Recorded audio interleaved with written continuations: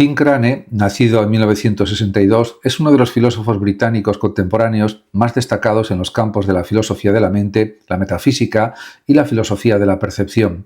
Su pensamiento se sitúa dentro de la tradición analítica, pero busca superar algunas de sus limitaciones mediante una comprensión más rica y matizada de la conciencia y la experiencia humana.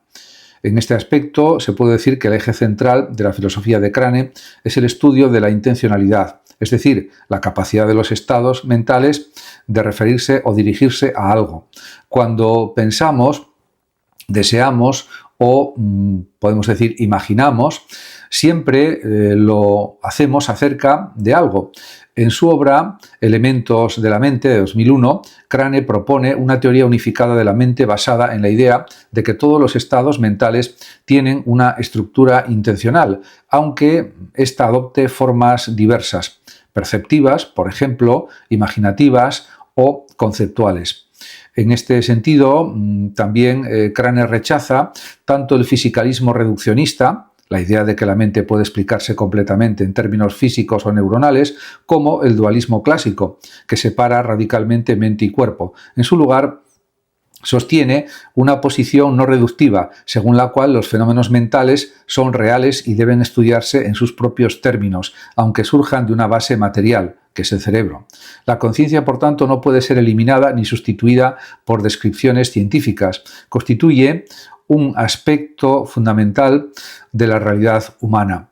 Además, en la filosofía de la percepción, Crane defiende una concepción representacionalista moderada. Percibir el mundo implica representar cómo es, pero no necesariamente copiarlo.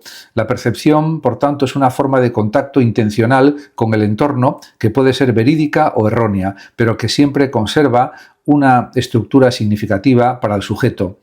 En otra de sus obras, del año 2013, analiza cómo pensamos sobre cosas inexistentes, como personajes ficticios o seres imaginarios, y muestra que la mente tiene la capacidad de referirse incluso a objetos ausentes, lo que revela su poder creativo y simbólico. En sus trabajos más recientes, como Aspectos del psicologismo, de 2014, Crane reflexiona sobre la relación entre la filosofía y la psicología, defendiendo que la primera debe conservar su autonomía frente a la reducción científica. Su pensamiento subraya que comprender la mente humana requiere integrar lo biológico con lo fenomenológico, lo racional con lo emocional.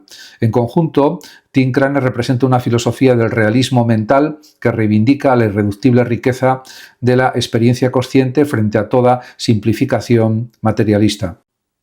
Adrian William Moore, nacido en 1956, es un filósofo británico contemporáneo que es profesor de la Universidad de Oxford, conocido por su profundo trabajo en metafísica, filosofía del lenguaje, ética y por sus estudios sobre Kant, Wittgenstein y la naturaleza de lo infinito.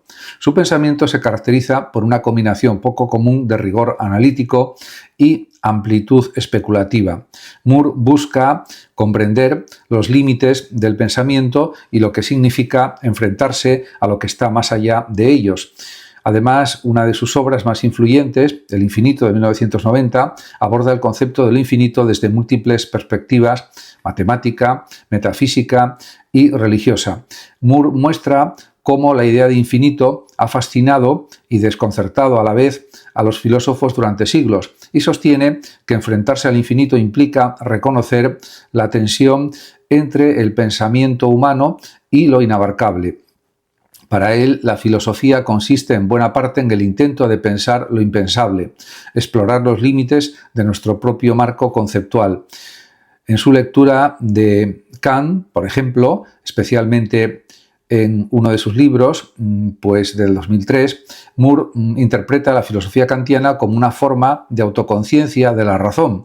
Kant no solo nos muestra lo que podemos conocer, sino también lo que no podemos conocer, y sin embargo nos sentimos impulsados a pensar. Este impulso, más allá de los límites de la razón teórica, hacia la libertad, la moralidad y lo absoluto, es, según Moore, una clave para entender la naturaleza humana. Y también hay que señalar que Moore ha dialogado intensamente con Wittgenstein, con la obra de Wittgenstein, en particular con la noción de los límites del lenguaje. Considera que el filósofo vienés no simplemente cerró la puerta a la metafísica, sino que la transformó. La tarea filosófica no consiste en eliminar el misterio, sino en aprender a habitarlo sin caer en la confusión. En sus ensayos éticos y existenciales, Moore defiende una visión del pensamiento filosófico como una búsqueda de sentido vinculada con la humildad intelectual y el reconocimiento de lo trascendente. No se trata de dogma religioso, sino de apertura a la profundidad de lo que excede nuestras categorías racionales.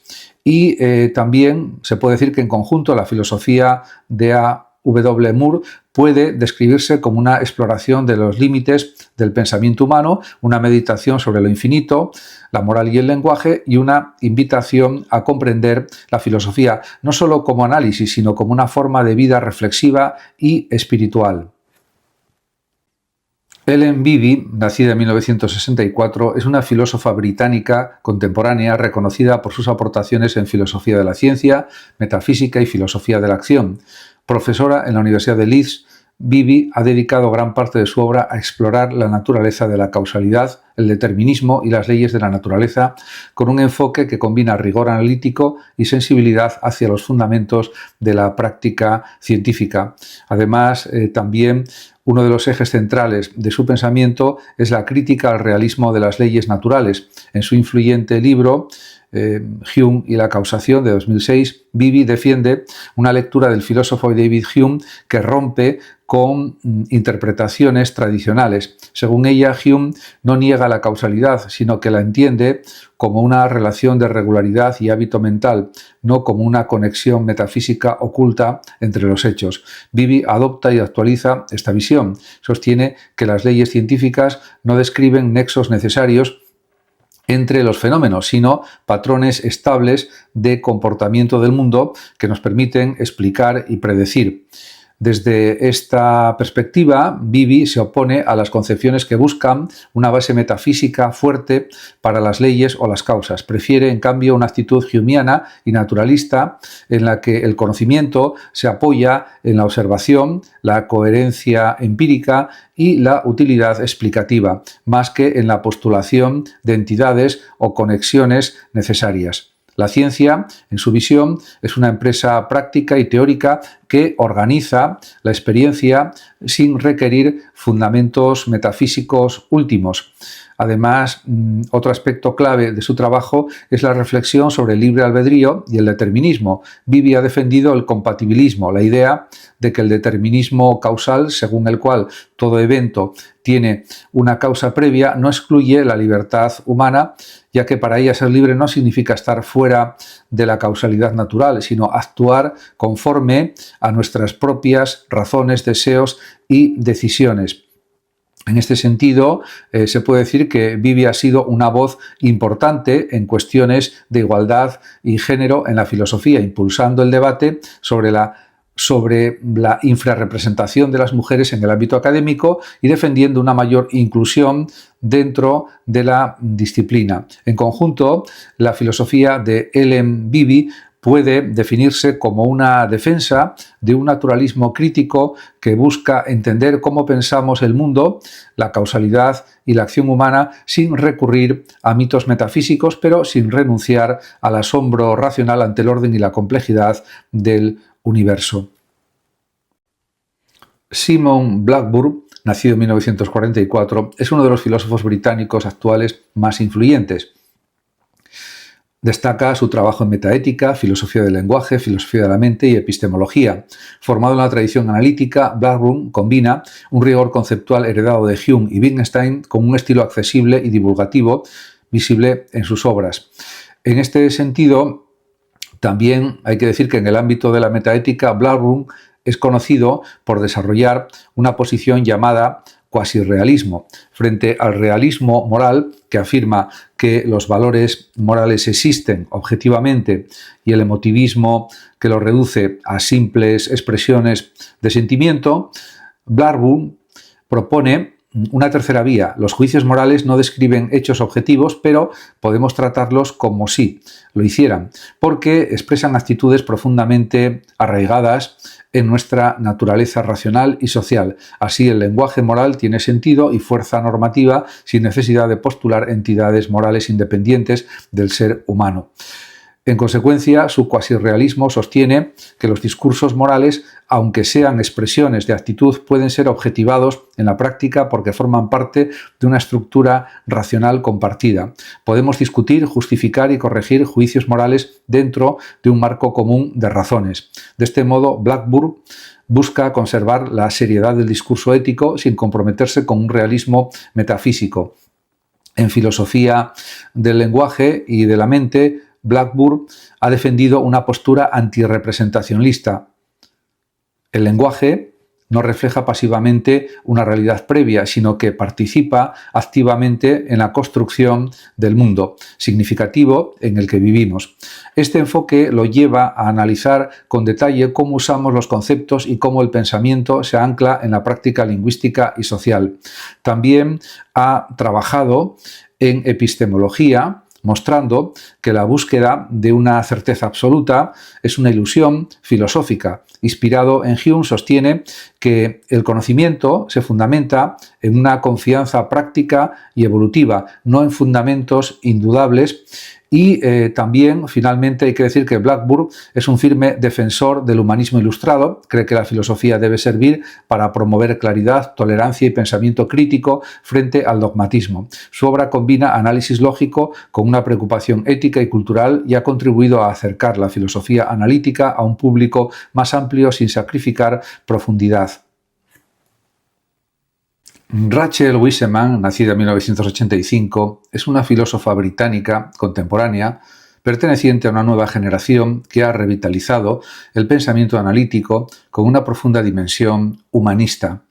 Profesora en la Universidad de Liverpool, su trabajo se centra en la filosofía de la acción, la ética, la metafísica y sobre todo en la recuperación de la tradición filosófica de Elizabeth Aschombe, Iris Murdoch, Philippa Foot y Mary Midgley, a quienes ha dedicado su célebre libro sobre metafísica animal o metafísica de animales, 2022, escrito junto a Clark McConaughey. Y el núcleo de la filosofía de Wiseman reside en la idea de que la reflexión moral y metafísica no se puede separar de la vida concreta del pensamiento. En su libro muestra cómo estas cuatro filósofas, en pleno contexto de la Segunda Guerra Mundial, pues reconstruyeron la ética desde la experiencia de la vulnerabilidad y la responsabilidad frente al cientificismo y el relativismo moral.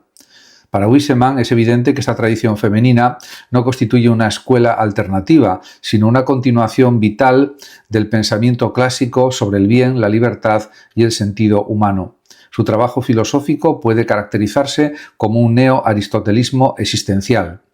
Busca comprender al ser humano no como un simple agente racional abstracto, sino como un ser situado que actúa dentro de un entramado de fines y valores. En este sentido, Wiseman retoma el proyecto de Aschombe sobre la intencionalidad de la acción. Actuar no es simplemente causar un efecto, sino responder a razones que expresan quiénes somos. La ética, por tanto, no puede reducirse a normas, sino que debe entenderse como una forma de autoconocimiento práctico. Además, hay que decir que Wiseman reivindica también el papel o la función de la metafísica como una disciplina orientada a la comprensión del sentido, no a la simple descripción de entidades. Frente al escepticismo analítico sobre la metafísica, defiende su dimensión humana. Hacer metafísica significa preguntarse por el lugar del ser humano en el mundo, por el valor de la vida, por lo que importa verdaderamente. En su vertiente más actual, Wiseman ha explorado también la relación entre filosofía, amistad y comunidad intelectual, proponiendo que pensar es una actividad compartida, no solitaria. Y en conjunto se puede decir que la filosofía de Rachel Wiseman representa una renovación ética y metafísica del pensamiento analítico. Rae Lanton, nacida en 1961, es una filósofa australiana británica y una de las pensadoras más influyentes en la filosofía moral, la filosofía política y la filosofía del lenguaje contemporáneas. Profesora en la Universidad de Cambridge, Lanton ha desarrollado un pensamiento que une la tradición analítica con preocupaciones éticas y feministas, especialmente en torno a la dignidad, la libertad de expresión y la objetificación. Su obra busca mostrar cómo el lenguaje y el poder moldean las estructuras morales y sociales en las que vivimos. Uno de sus libros más reconocidos y fundamentales trata de la cuestión de la sexualidad, el solipsismo, etcétera, y realmente también habla de la objetificación. Es del año 2009, donde reelabora las ideas de Immanuel Kant sobre la dignidad humana y las lleva al contexto del feminismo contemporáneo. Según Lanton, la objetificación sexual no es solo una actitud o un modo de mirar, sino una práctica que puede despojar a las personas, especialmente a las mujeres, de su estatus moral como fines en sí mismas. Inspirada en Kant, sostiene que tratar a alguien como un medio y no como un fin implica una forma de dominación moral. Y también Lanton combina esta ética kantiana con la teoría de los actos de habla de Austin. En su influyente ensayo sobre estas cuestiones de 1993 argumenta que el lenguaje no solo describe la realidad, sino que la transforma. Hablar es actuar. Desde esa perspectiva, ciertos discursos, como por ejemplo los de la pornografía o el acoso verbal, pueden tener efectos performativos que degradan, subordinan o silencian a las personas. Por tanto, el poder del lenguaje no se limita a la persuasión, sino que puede ser una forma de acción social y política. Esta idea lleva a Lanton a reflexionar sobre los límites de la libertad de expresión.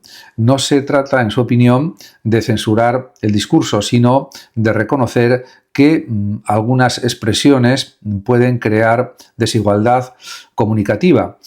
Cuando, por ejemplo, ciertos grupos son sistemáticamente silenciados o sus palabras pierden fuerza performativa, la libertad de expresión deja de ser equitativa.